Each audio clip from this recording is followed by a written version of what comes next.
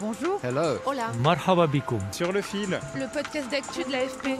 des nouvelles choisies pour vous sur notre fil info. Vous l'avez sûrement remarqué, les séries turques sont de plus en plus populaires sur vos plateformes de streaming préférées comme Netflix. Depuis une quinzaine d'années, la Turquie s'est solidement installée sur les écrans du monde entier, jusqu'à devenir le premier exportateur de séries derrière les Américains et les Britanniques. La Turquie a conquis le marché de la telenovela. Amour, trahison, famille et vengeance à la turque font les délices du public. Les producteurs affichent avec fierté leur succès d'audience. Déjà 700 millions de personnes ont vu leur série, de quoi renforcer un soft power turc à travers le monde, un peu comme la K-pop pour la Corée du Sud. Dans cet épisode réalisé par Étienne Kenen, Sur le fil part à Istanbul, à la recherche des secrets de cette réussite, avec Anne Chaon, la directrice du bureau de l'AFP en Turquie. Sur le fil.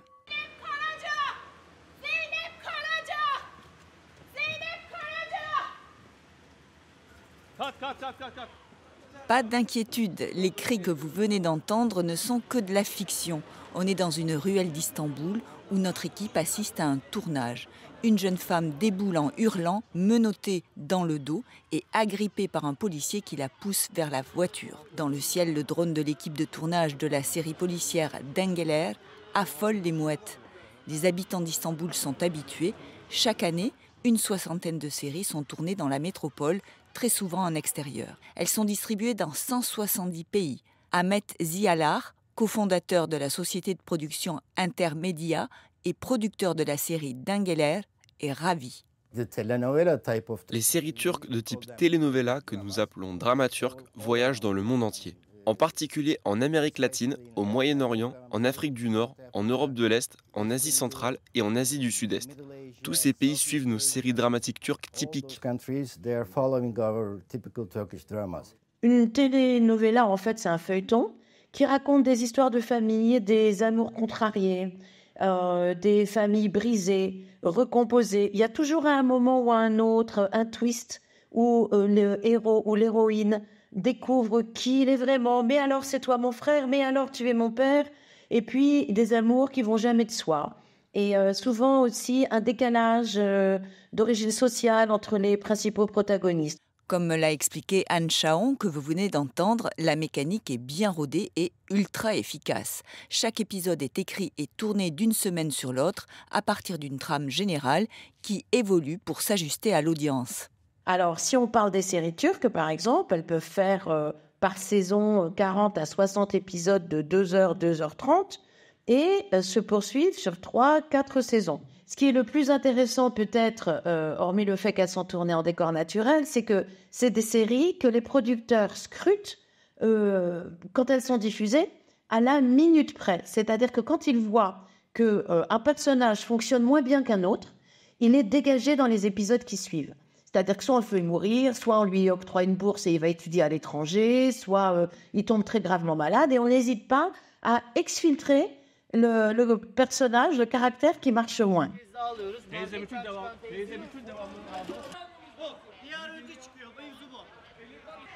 Les épisodes peuvent être redécoupés en 3 parties pour tenir compte des contraintes publicitaires et des besoins des plateformes de streaming à l'international, et la recette fonctionne bien.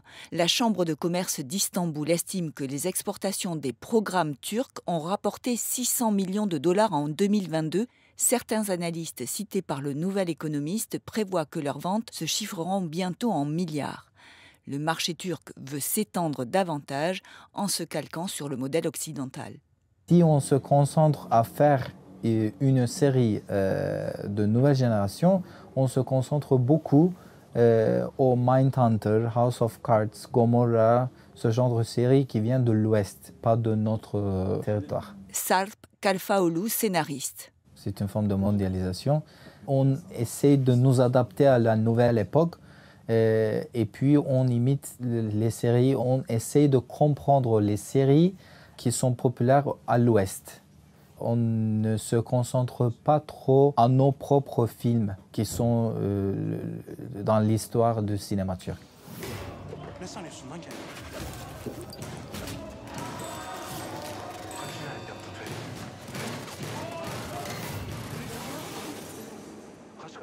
L'idée est de s'adapter au public des plateformes de streaming comme Netflix.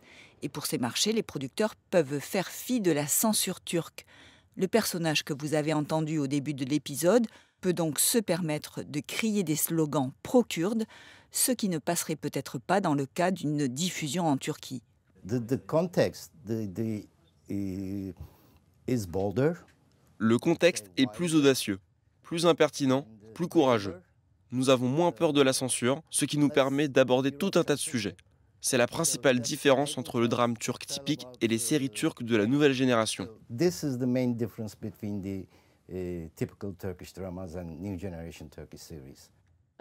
que me disent aussi les producteurs, c'est qu'en s'affranchissant de certains codes, notamment de la nudité, en montrant des séries policières beaucoup plus dures, ils contreviennent totalement à l'idée que le gouvernement de Recep Tayyip Erdogan voudrait diffuser dans le monde.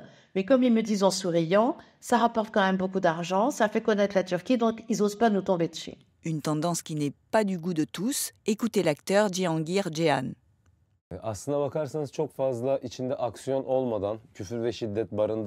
Avant, il y avait des séries avec peu de scènes d'action, de violence et de jurons. Les scénarios étaient bien écrits, on les connaissait bien.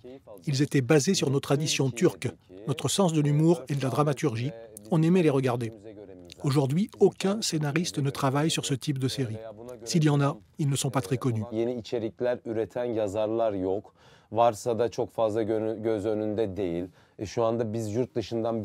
Actuellement, nous essayons d'adapter des séries étrangères.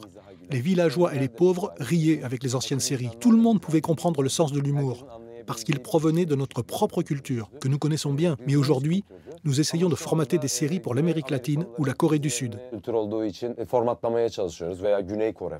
Qu'on soit pour ou contre, cette conquête internationale sert aussi le soft power à la turque, comme je vous le disais en introduction.